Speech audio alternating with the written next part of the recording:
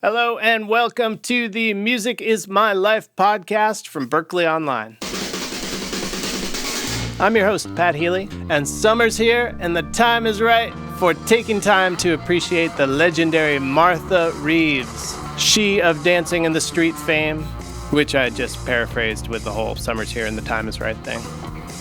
Anyway, along with her backing singers, the Vandellas, she recorded other mega Motown hits including Jimmy Mac, Nowhere to Run, Love is Like a Heat Wave, Come and Get These Memories, so many hits. Also, you need to check out the recently released Dancing in the Street digital single, recorded on The Ed Sullivan Show in 1965. Yeah, that's 55 years ago, and that song is just as vital as it was then, and there's all these cool little different horn fills and stuff that aren't on the original version that make it special. Anyway, we speak a lot about the climate of social change then and now, the importance of having a teacher who believes in you, as well as Martha's amazing career at Motown, which began with a misunderstood social cue and an ability to adapt on the spot to a brand new beat. That would be the answering the phones beat. Speaking of phones, that's how we conducted this interview. So the audio will sound a little different than many of our episodes, but the heartfelt words of her conversation definitely translate through the receiver. And it all began for Martha Reeves in Eufaula, Alabama, where her father would play guitar for the family. Let's let her tell you all about it. From a very early age, all I remember music that we had was my dad's guitar. And when he wasn't tired, he would take it down off the wall. We were told explicitly not to touch Dad's guitar. We learned the fear of Daddy very early. And we were told not to touch his guitar. But when he did take it down from the wall, he was so good at playing and singing. And he would just take us into just a wonderful place in our spirits and our hearts, playing his guitar and singing the songs that he taught himself from a child at an early age. That was the first music. And Mama singing. She always idolized Billie Holiday. And some of the songs she sang are really deep in my heart because after working as hard as she did to help raise us, she and Dad had a remarkable relationship. They were married 47 years. They were married when they were 15 and 19. Both of them were singers. It sort of gave us an idea of how we could get through life happy with music, with singing. And it was just in our house. Dad would listen to the radio, different shows, baseball games, and he would listen to Gabriel Heater, and he would listen to a lot of the shows that were on radio. That's before TV. That's how my life started, with music, with my dad being a minister's son. Most of our music was secular, but he played the blues. He played the blues just for us. We did have music in the house, and that was the first music that I heard. Later on, we were exposed to radio. Do you sing every day now? Yes, I do. I sing scriptures because I prayed to be a singer. From as early as I can remember, I always wanted to sound as good as my dad or as good as my mom or the other people that I saw sing, and it touched me somewhere in my heart that I wanted to be a singer too. And found out at the age of 3 that I could. My brothers, Thomas and Benny, had a group. Between the two of them, we had to sing at our grandfather's church at an amateur show. They figured they'd encourage the children to come to church if they could make a contest and see who had talent and who would be in the choir and whatever. But we won the talent contest. Benny and Tom let me sing with them. We won candy, box of chocolate-covered cherries. And I kind of took over as if it was mine and would hoard it. They didn't treat me good or weren't kind to me. I wouldn't let them have any candy. I found out I was a little bossy at a very early age, and they let me be a little bossy because I was favored. I was the first girl of 11 of us. Wow, 11. Yeah. So wow. So I've had a dream to sound as good as Mom and Dad, feel as good about singing, and be as good as my oldest brother Benny or my next oldest brother Thomas, because they both had fabulous voices. So that's probably why I tried so hard, because I wanted to be as good as them. And by this point, were you in Detroit, or were you were born in the South, right? Born in Eufaula, Alabama, Eufaula. They used to kid me about that, make little jokes. Eufaula, I catch a thing kind of joke. And we moved to Detroit when I was 11 months old. Sammy was the next child who was He was born in Detroit. Benny Thomas and I were born in Alabama and brought to Detroit. And then, so you're in Detroit and you're growing up and you're singing. You've discovered through Candy that you have a knack for it. Were you singing in school also? Oh, yeah. At every music class that I was in, since I was favored, in elementary school, Emily Wagstaff, she was a German lady, not very tall. In fact, she was about the same height as all of the students. She favored me. She found out that I could retain lyrics as I had been taught by my mom. She would feature me at the end of the class. She would have me stand before the class would end and sing some songs that I could remember lyrics. The anthem, the first song that I embraced was God Bless America. The next song she taught me was This Is My Country. She taught us all of the anthems, and she had a few love songs that she liked, like Only a Rose. And I could name all of the songs, but her insistence on singling me out because I had the ability to remember lyrics.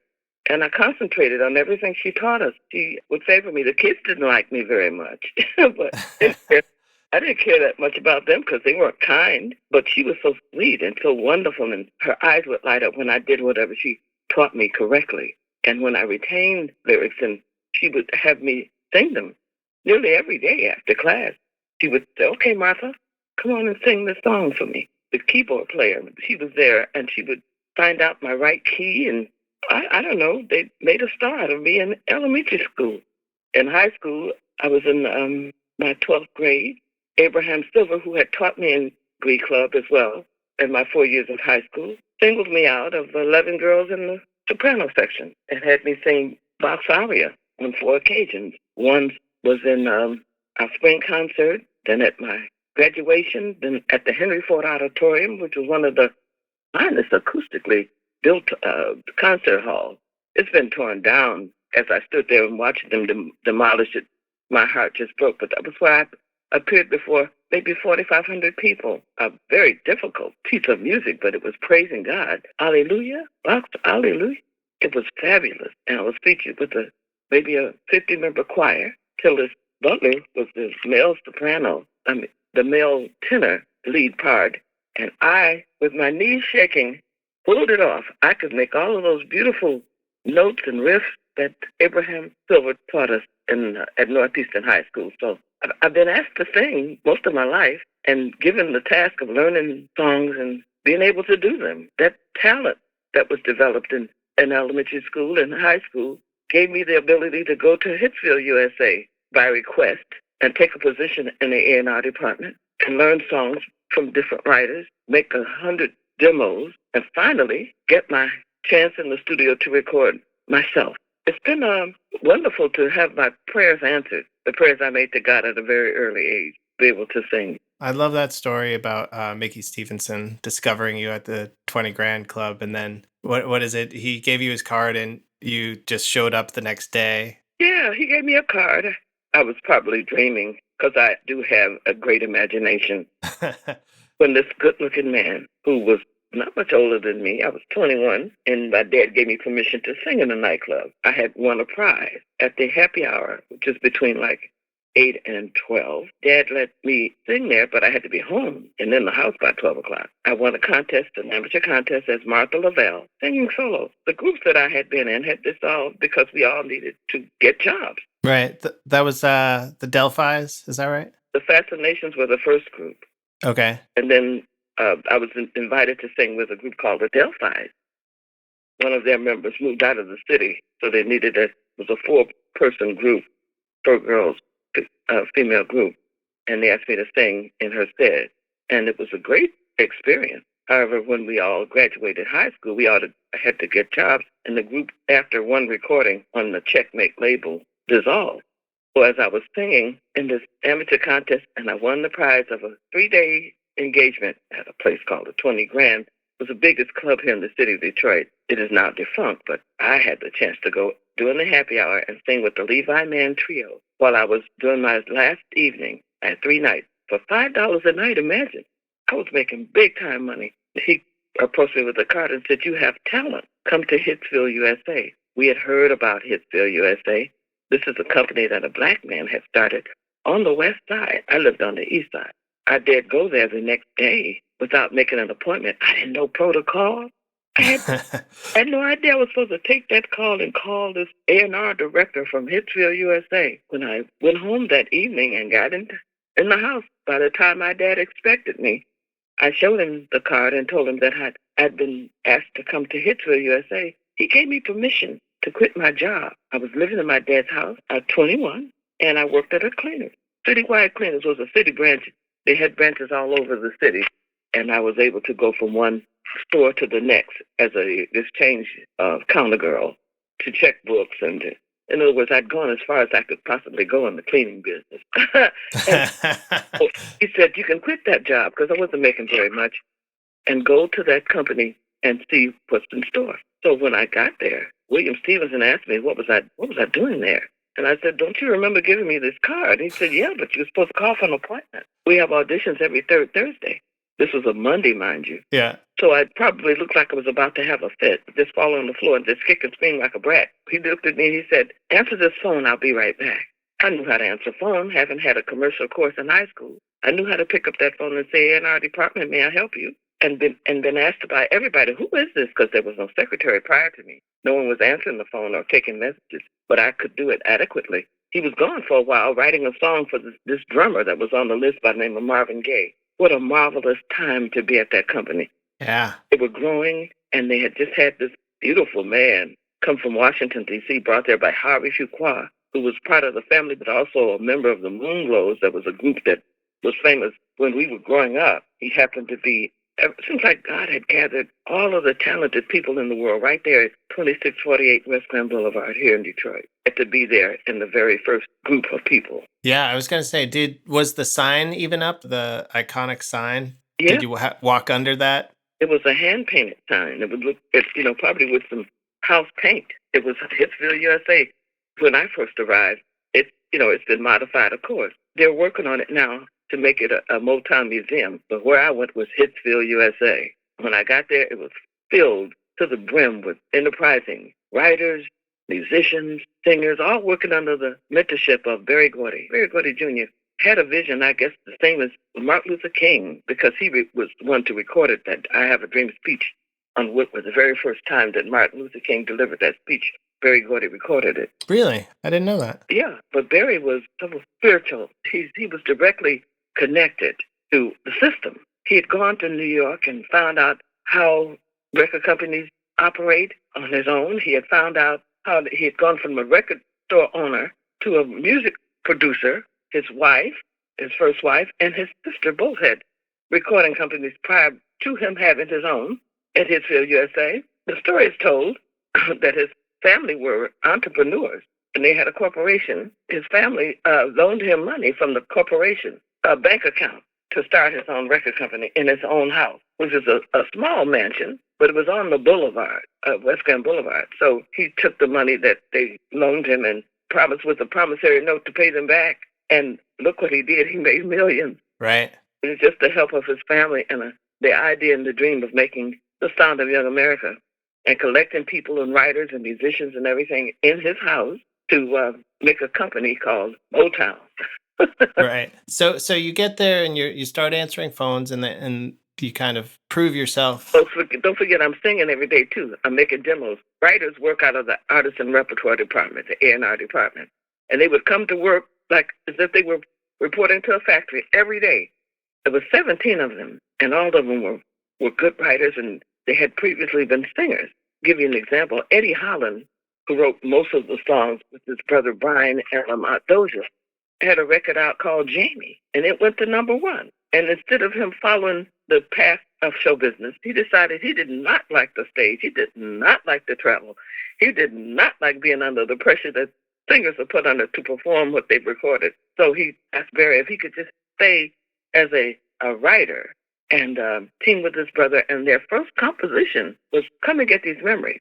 Our first recording that made the charts. It wasn't our first recording, but I had sang a demo for Mary Wells as she was leaving the company. You see, I was there at the right time, and everything just seemed like to have been in divine order. Everything just clicked for me, and I was unaware of a lot of things, but learned them in a hurry. I had a crash course in how to get a session planned and how to call the right musicians and to have them all there on time and to deal with the 17 writers in that one office under the direction of William Stevenson, the A&R director, and Clarence Paul, his assistant. So you're doing all this, and you mentioned Mary, and she was kind of a mentor to you, right? No, she was my first idol. Yeah?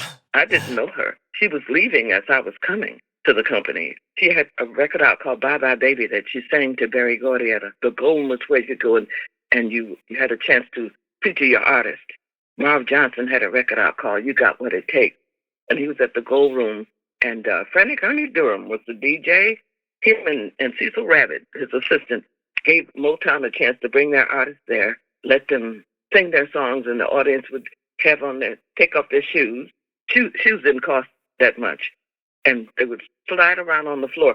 There's something I saw in the northern part of England at a place called Wigan where you could take your shoes off and dance all night in your socks and have a good time sliding on the floor and doing different dances. Right, a sock hop, right? Yeah. Yeah. We called it a sock hop. And Ernie Durham would let us come in the Gold Room in the 20 Grand and go on stage and sing to the youngsters that were gathered there, 18 and over, and have a good time exposing our record.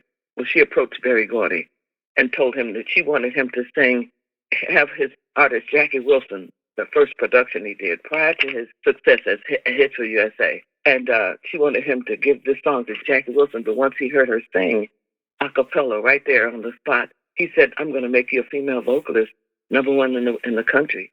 He did. He discovered her at the age of 14. Mm-hmm. It was wonderful. Wow. It was wonderful how she had her talent so intact. She had written a song and sang it for him, and he brought her to the company. Her first record was Bye Bye Baby. Her second one was Two Lovers. You Beat Me to the Punch was, I think, the third one. And then My Guy. Yeah, My Guy. Written by William Robinson, better known as Smokey. Right. Somehow she wanted to leave the company. A guy named Herman Griffin came and convinced her to leave the company and go to another level. I had did a demonstration record for her as the union man came in. It seems like I have always been at the right place. I know. So when they insisted that someone be on the mic while the songs were being recorded, I sang I'll Have to Let Him Go, which wound up being a song that Berry Gordy heard and said, Mary's leaving. Who is this singing this? And it happened to be moi. So I was asked to get some backup singers and record it before the name was developed. Van Dyke, Della Reese. Before that name was developed, I called it. Couldn't get the Andantes. They were on the list. Okay. They were somewhere else recording and weren't available. So I had to not let William Stevenson down because that's not the way Motown was ran. If you couldn't get these people, then you called the next people. And I thought about who I'd sang with. Gloria Williamson, the lead singer, decided she didn't want to go into show business. She had a job with the city and she had children, and she also was a director at her choir. She played fluent keyboard, and what a great singer. She decided she didn't want to take the trip, and we had to make a name. I came up with the Vandellas. I actually was in the A&R department and typed my own contract up. That's awesome. Didn't know exactly how to form a contract, but I knew how to type one up and to sign it. We became Vandellas, and with me being the only lead singer, my name was put out there because I did all the work. I did all the singing. I did the forming. I called them in to do the sessions.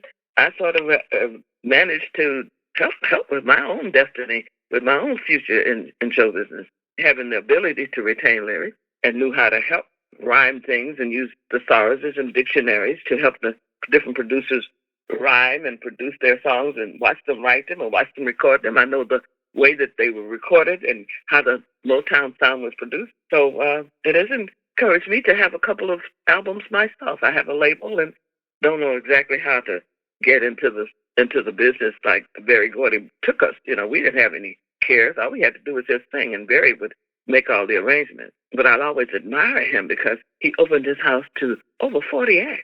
Most of us went to superstardom. So now you're doing the demos and then you get the call up and you form the group.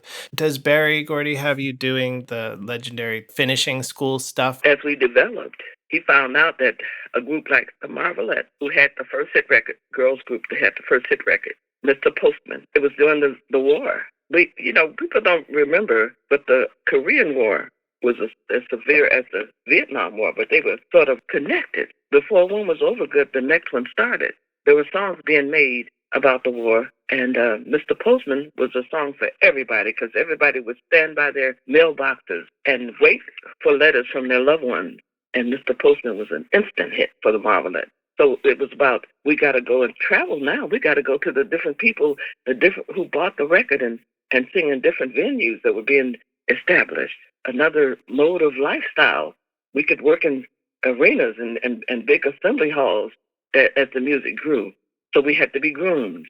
So Berry was smart enough to hire people like Professor Maxine Powell, and she was an actress who had a finishing school, was another local entrepreneur who actually made beauty products. Carmen Murphy was her name. Between the two of them, they would groom the women and teach them how to handle themselves professionally, how to walk, how to stand, how to dress, how to be proper, how to be socially accepted. Because we're the first group of people who were allowed to sit at counters in the segregated South and different places where blacks weren't allowed. So we were sort of like a civil rights movement. We were the ones that were trained how, just like today, we're having to train our youngsters how to deal with authorities. We were taught how to deal with the segregation and how to deal with the incidents that happened trying to travel, the lot of us on a bus, being mistaken for freedom riders, but getting through the danger. Very few incidents, but on that first Motown review with a 12-piece band and with 7 acts and riding 94 one-nighters, that's 3 months of our life. Wow. 2 hotel visits because most of the places we played didn't allow us to stay in their hotels. Wow. But the tour was such a strenuous one, we didn't have time to rest in our hotel because we had to travel, changing bus drivers, but traveling with a broken-down trailway, not even a Greyhound bus, a broken-down trailway. I think Trailway's out of business now. But we did that. And when we came back to Detroit, after 3 months of traveling and touring, November, December, and January, everybody's records had charted.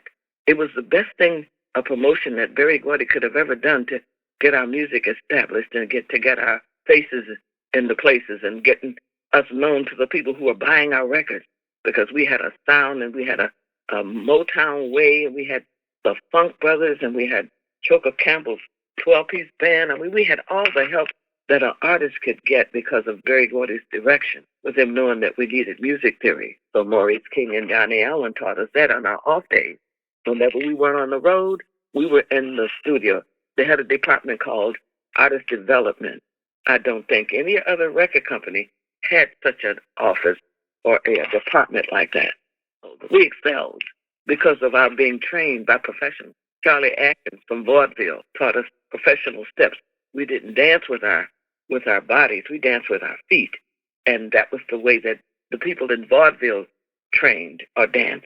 Our leading, the people whose shoulders we stand on, had tap lessons and ballet lessons, and they were professional, and we were taught to be professional. You mentioned the difficulty with racism during that time, and you said thankfully there were only a few incidents, but what was the most painful? Well, the memory never leaves you. Yeah. Especially when you're young, and you hear of a story like Emmett Till.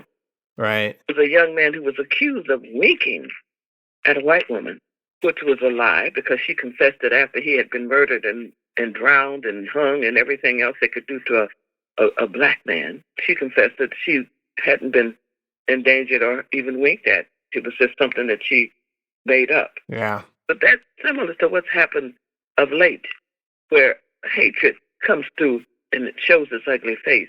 We have a lot of things happening now that happened then. Right. We were shot at. We were chased from place to place, but never harmed.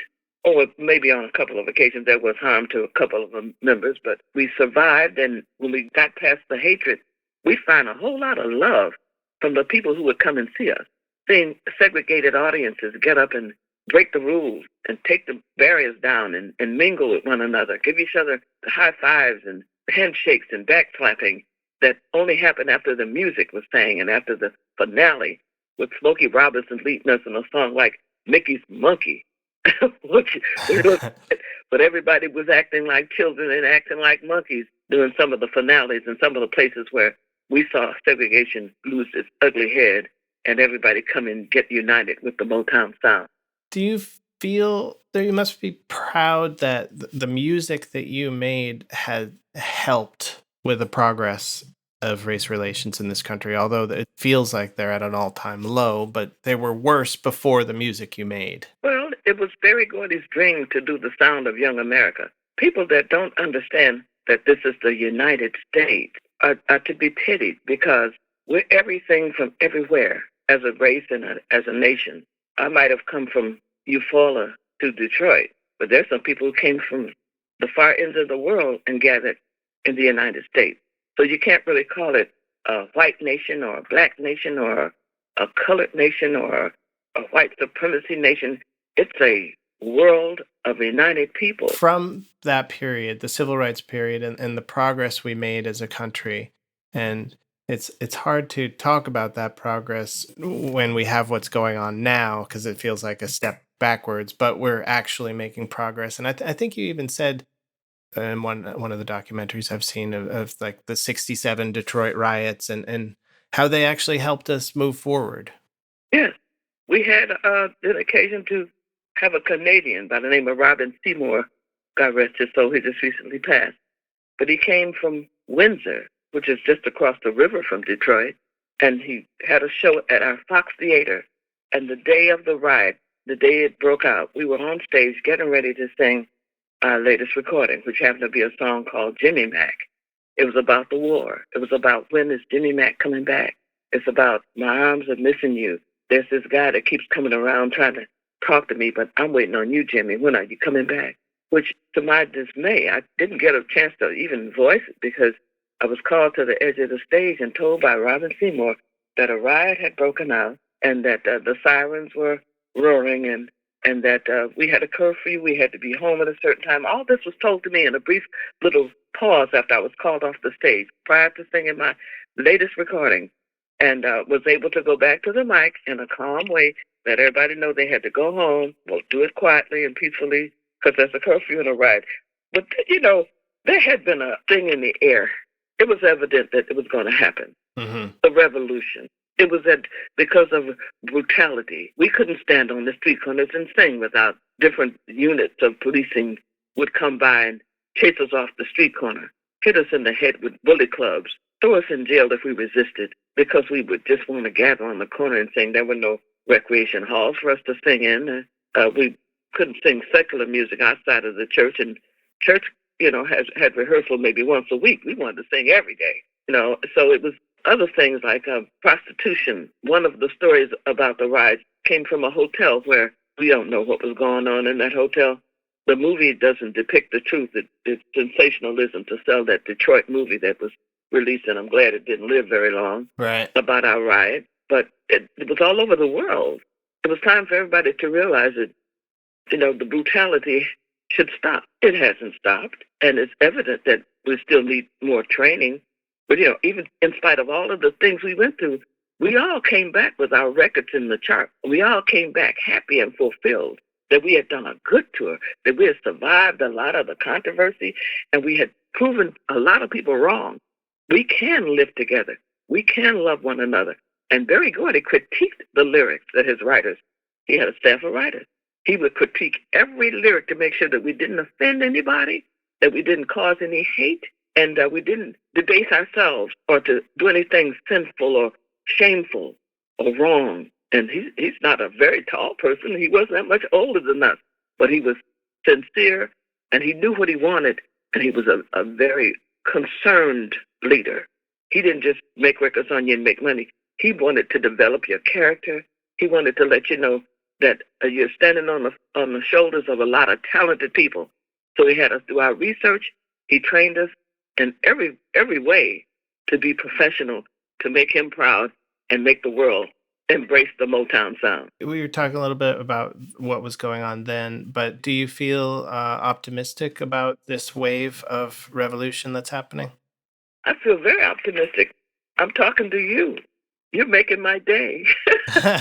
You're making mine. Because I really long to be with the people who love us and embrace us. Show business is shut down. Yeah. And I kind of feel that it's our fault for letting a lot of things go by that should have been halted, a lot of things that should have been critiqued, a lot of things that should have been the standard of professionalism and the standard of righteousness. And I've been reading in Isaiah, and there's a lot of things that you can put your finger on and say, yeah, this is happening right now. Yeah. But it was soothed and solved with music. If you go to church, and I hope everybody that's listening to me do, the song has to start the service before the message can be given. You got to ease the heart and free the spirits, and with song, with good tones in the ear, with good remembrances of kindness and love and gentleness and peace. And it's a way of life. You were talking about the celebrations of life and togetherness and what we all need to do as the human race. And I feel like Dancing in the Street is the song for that. Do you get those feelings when you still perform that song? Yes, I do. I know what I was feeling when I sang the song. And people don't understand. It's not a plural song, it's a singular song. Dancing in the Street was what we did in our neighborhood. We didn't have a rec hall. We didn't know anything about getting together and singing and dancing in the street. Dad worked for the city. He worked for the city water department, but he and Mr. Bill Jr.'s daddy, they decided they would go to the police department, and Mr. Elliott worked for the bus company. He was also a city employee. They went to the police department and said, block the street off and dance on Saturday night, right in front of our houses until the sun went down, and then we could quiet down and not disturb anybody but just the people on our block. That's where my Dancing in the Street came from. Mm-hmm. Doesn't matter what you wear, just as long as you're there. Every guy grab a girl everywhere around the world with lyrics that were written by Marvin Gaye, Ivy Hunter, and William Stevenson. Whatever they intended did not come into my spirit. What was in my spirit was our neighborhood, our next-door neighbors, letting it be where they would get on there, put their record players, not woofers and tweeters, not something so loud it would stop your heartbeat if you had a pacemaker. Not loud, just record players. You could walk from house to house and hear what they were playing, but we were dancing in our little cobblestone block, just one block of the neighborhood. And it was like an answered prayer to me because our block was solid. We didn't have a block club. We had a block union. And we understood everybody. And, the lady next door could tell on us and we could get a whipping. Mrs. Holden that lived across the street was nosy. She would tell on us if we were not obedient to our parents and get in the house before the street lights came on. Or if she caught us doing something in the back of the house or in the tea alley that we shouldn't have been doing, she could get us killed by our parents. I'm going to tell your daddy and I'm going to tell your mother. That's how tight the neighborhood was. We weren't bad kids, but it was a lot of us, but we enjoyed knowing that somebody was watching us. So tell me, though, if we could go back to Dancing in the Street, so many people have recorded it. Little Richard, The Dead, Van Halen, David Bowie, Mick Jagger, who's obviously yours is the best, but who's his second best? I have no idea because everybody that sang it had to give accolades to Marvin Gaye, William Stevenson, and Ivy Hunter who wrote it. And I'm sure they benefited from everybody copying it. I kind of feel that mine and my spirit enhanced it. Yeah, that's one other thing I wanted to ask you about is the Stones. When they do Street Fighting Man with Summer's Here, The Time Is Right for Fighting in the Streets, and then Bruce Springsteen did the same thing with Racing in the Street. Did you hear those when they came out and have a reaction to them? I don't want to sound naive, but no, I never. Oh, really? But they felt the excitement of that song. Yeah. And the musicianship on that song is when you hear the first drum beat and before the horns come in, you almost jump. It's so exciting. It's almost the same effect that bullfighting has. When you hear that, the bull is about to come out of there. And with the fury of his rage, it has that same excitement to me. Yeah. The first trumpet part of the track. The Funk Brothers were magical. They are basically the heartbeat of the Motown sound. And those musicians got together and did a remarkable job. But Ivy Hunter, William Stevenson, and Marvin Gaye did a great production on there. Yeah. And my spirit happy to sing about us dancing in the street in my neighborhood as a teenager. I think it all made a wonderful masterpiece. Now, if you ask me if I sold 1 million records, I can't tell you because we went to number 2 in the chart. The Rolling Stones, Mick Jagger and Dave Bowie made more money for Live Aid than I made off the record, and I'm the one to sing. Right. That's so weird. I don't like their version. Well, I do want to know, though, what do you think of like the Grateful Dead's version or Van Halen's or Little Richard's version? I laugh at it because they wanted to feel what we felt, but we captured it. Yeah. And they imitated it. If they wanted to make it sound like a different atmosphere, then I think they did that. But what we came was straight from the heart, straight from the thrill of being able to dance in the street. Do you know how many corners we were chased off of just trying to sing without music? So now we're allowed to come out of our house and right in front of our house on those cobblestone rocks, on those cobblestone bricks, and just dance until the 12 o'clock hour. That's great. Every Saturday, we had something to look forward to. And it was in our neighborhood. It was peaceful. There was nobody coming from somewhere else and saying, oh, we're going to get in on that. It was it was just having a good time with our neighbors. And it was never intended to be a theme song for a riot. Right. And not in my spirit. It somehow was used for that. And I never knew that. I actually sat in an interview in England and cried because they thought that I was some kind of group leader, riot protester and activist to sing a song and have people go and kill up store owners and break into stores and burn houses and things in their own neighborhood. I mean, that was very stupid to burn up your own neighborhood. But that's just a gross misinterpretation. It's such an obviously happy song, I feel like. And the words don't say go and kill somebody and break in their store or hate anybody. It was about us all dancing in the street. Right. Falling out around the world. Yeah, it's a happy song. Alabama, I never knew I would be singing for the world. But my dream came true. And, I tell people, and somehow they don't remember it, Marvin Gaye was singing that song and because he had written it and played the keyboard on it and was singing it. And I was standing in the doorway after having completed my classes at artist development. And I basically had to run of the place because I'd been A&R secretary before my record hit. So I had the free will to go from place to place and was standing in the door in awe because he was such a good-looking man. And he had such a pretty voice. He was singing, dancing in the street as if he was singing to a girl. Like calling out around the world. Are you ready for a brand new beat, baby? Marvin Gaye's style of singing. And right. Standing there in order, he looked at it and said, hey, man, let's try this song on Martha. And I'm looking behind me wondering, how does he know I was even there? Because I was standing outside of the room in the doorway. That's how it was at Motown. When you recorded, there was somebody always there ready to take the song if you couldn't do it. We had such a variety of writers and such good songs coming out of all of them that we would kind of put in our bid for the next hit from the Holland Doja Holland or Barrett Strong or Smokey Robinson, Stevie Wonder. I mean, all these producers were there and all these songs were available. So I'm standing there looking at Marvin, but he looks and says, let's try the song on Martha. And I had practically learned it the way he was singing it, but I didn't feel it the way he sang it. So after going in the studio, putting on their earphones, I said, can I sing this song the way that I feel it? Because his note was a man's note. And I had to go to the third of the chord, if you know what I'm talking about, to sing this song from my heart and realizing that this dancing in the street is something we've been doing all along. We did this when I was in my teens, So here I am in the studio singing about something that I loved and was very special to me, singing on those Saturday nights. And dancing in the street with the different songs that were popular was a thrill to us. We could let go. We could be free to just without worrying about cars hitting us or planes landing on us or trucks bearing down on us. We could block that street off with those police permission and play our music and dance. So that's a freedom that a lot of people didn't really enjoy during those times. So when I got a chance to sing about it, I was so happy. And they were happy with me.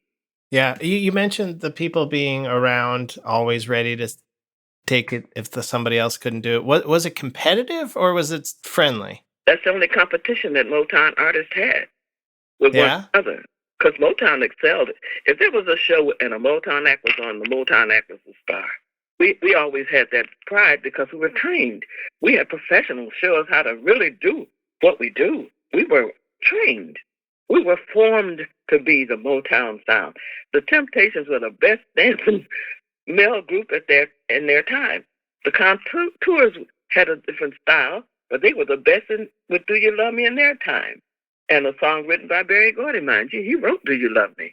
He was a hands-on producer, and he was always there critiquing and making sure that his writers were doing their best. And that was a competition between the writers, between the singers, and each other, the different acts. Do you still talk to Berry Gordy? On occasion. We were together for the 60th anniversary here at our Detroit Opera House. We celebrated 60 years, and I can sing 58 of those. I've been singing the Motown sound for 58 years. That's amazing. Then Motown left for Los Angeles, and did you leave with the company? No, my son was only a good few months old when Motown moved.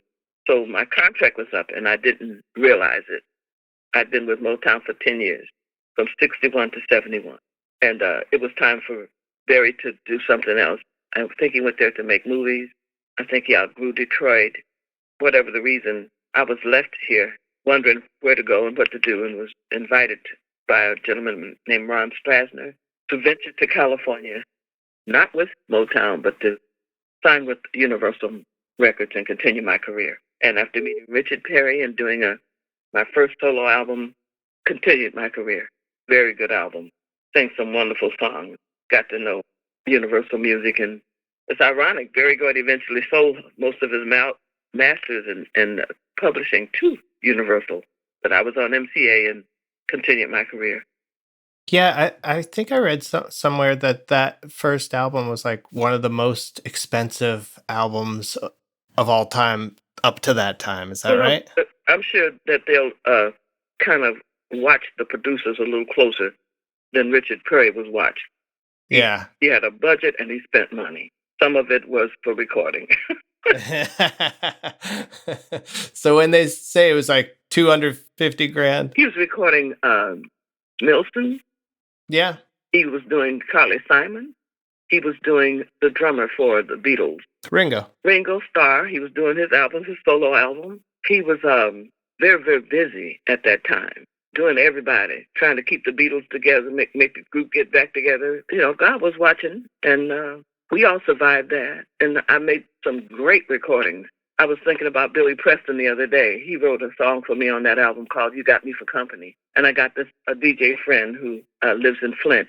When I want to talk to her, I'll call her and I'll start off talking to her, and she'll sing along with me. We got a little duet that will go, because the lyrics were, song is You Got Me for Company. And we have each other musically for company. I'm never alone because I know the knowledge of what unity and what fellowship we have with the people who bought our music and made us famous. It was all a chance. Who knew that Shop Around would be a million seller? Right. Who knew that Come and Get These Memories would be embraced? And it's now a book. I think the Doja Holland wrote a book called Come and Get These Memories. Yeah. And Heat Wave was a million seller too, right? I don't know about a million seller, but it was the first song that Berry Gordy declared was the Motown sound he had been looking for. Yeah. And Heat Wave has been played and re-recorded by a lot of people too. Linda Ronstadt did a wonderful version of Heat Wave. But I like yours better. I never knew about that side of the business. Million sellers? Well, I don't have that many gold records on my wall. I have one big gold record. I think it's the Heat Wave album where we did cover versions of a lot of that were hits at the time. I have one of those. I wasn't counting million sellers or money. I was counting hit records and appearances and the wonderful fans that came with the music. We were traveling and going to the same place again and meeting friends over the years and still have a correspondence with them and still look forward to Christmas and getting Christmas cards and seeing them when we're playing in their town. So we've made some wonderful relationships with our music lovers and our spiritual friends. So, okay, you do MCA for a number of albums, and then the Fantasy and Fantasy, yeah. And do you still perform the songs from that phase of your career when you perform? Only if people have heard it enough to ask me to put it in my act. So that's what our show is based on, what songs people want to hear. Because I've recorded over 1,000 songs. I've got so many songs that people want me to sing, but the majority of songs in our act are what fans have said they want to hear. What are the songs that still do it for you that you're very, very happy to have in your sets?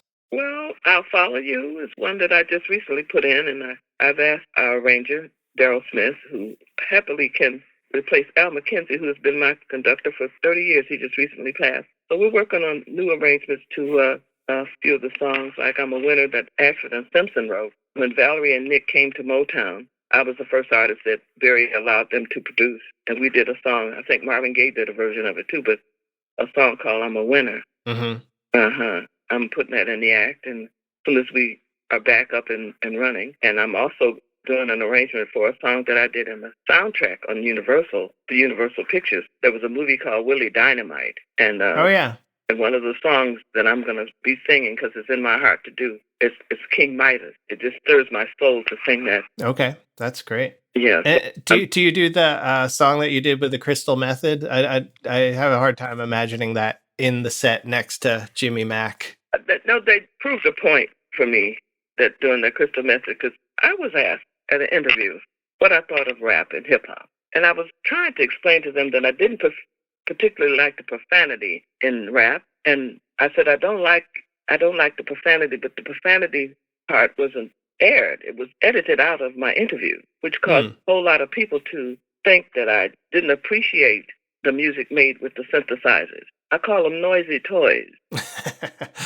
Some people took it to heart. So it was like something I had to live down. I did a few telephone calls, and they were saying, don't knock our music. Having that controversy, they put me with some synthesized music makers, but they also let me use real musicians to combine the sound. So that was a epiphany to have me go and work with synthesizers, but come up with a fabulous song that only they can do on their show because of the power techniques that they use and how they present their songs, their synthesizers, explosions, and the frenzy that it causes. Mm-hmm. I had a chance to watch Crystal Method in concert. We worked on the same bill, but they didn't ask me to sing that song because they were trying to do the music, not so much the lyrics. One Child with a Dream, for the future, he changed the scene. He took the breeze of Yours and Mine and turned it into a gold mine. There's a guy here called Tyree Guyton who took the debris, old lawnmowers and old vacuum cleaners and tires and toys, and put them on houses and had a whole area that you come and visit here. Tourists come to visit the Heidelberg area, and that's what I was singing about. So there's no story to it. It's just that we got together and made some good sounds. The thrill of it all, though, was doing the Jimmy Kimmel show and getting some of the finest musicians from every group, Tenpenny Nails and Rolling Stones drummer and Van Halen's the guitar player. I mean, they got a collection of beautiful musicians and did a wonderful show for Jimmy Kimmel. I thought that was a thrill and a dream. Is there anything you haven't done? You know, you've done politics, you've done acting, you've done... I spent 4 years on the Detroit City Council. You've done the Super Bowl. I'm a mommy. Yep. Yeah, your mom. I got great-grandchildren. Wow. I've done commencement celebrations at different colleges. I've just recently made a demo for AARP to enhance people's voting. I'm on a billboard here in the city asking people to answer the census request because it'll mean the benefits for the city, for different funding for schools and housing, and to help the city enhance itself and, come back after this pandemic. But I'm available. See, you have to be available and enjoy being of service. And that's what I live for. Yeah. You've done everything you've wanted to do in your life, right? I don't know.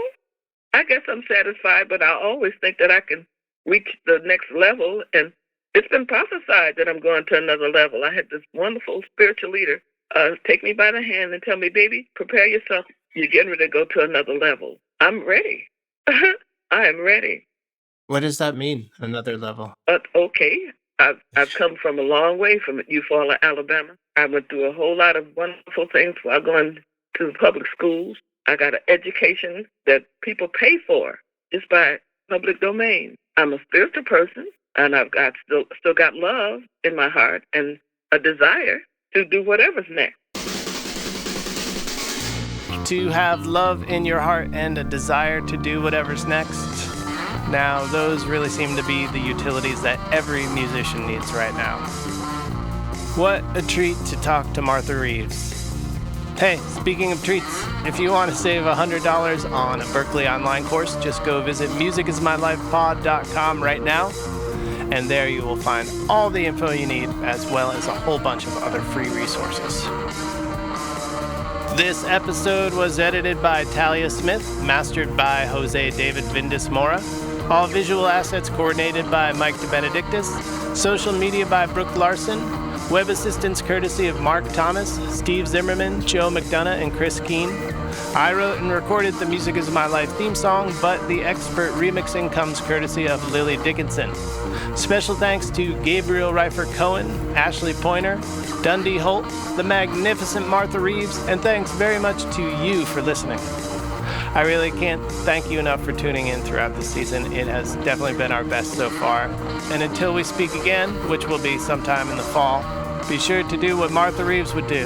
Have love in your heart and the desire to do whatever's next.